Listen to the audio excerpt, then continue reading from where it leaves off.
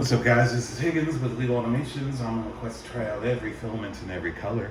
And on today's episode, we're taking a deep dive into Giantarm's PLA in silk gold. As you know, we always start out by printing a bench sheet in the generic settings.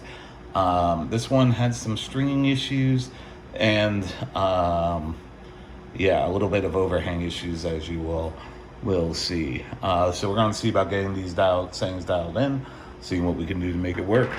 Next up, we have the 40 by 40 by 40 millimeter cube. This one's a lovely gold color, as you can see. No real issues again, except for some stringing that we're trying to work out. Next up, we have the temp tower. And the temperature tower for this one, best one looks like to be around 215, maybe 210, just because of the lack of globbing there.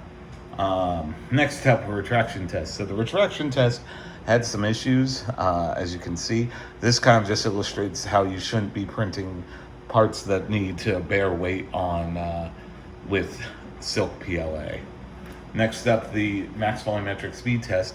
And this one started to fail around, I'd say around 25 millimeters cubed per second. So maybe just slow it down a little bit if you're working with this filament. Probably around 23 to 24. So next up, we have the overhang test, and the overhang test failed at 40. Never seen this before. So yeah, basically just probably enable supports around that time, around that area. Next up, we got the settings dialed in as best we could. We still had quite a bit of stringing, but other than that, this beautiful gold color is good. Next up, so my overall thoughts on this one: price is good, but unless you need this shiny gold, there are probably better ones out there. So I just take a look at those before maybe spending the little bit of money for this one.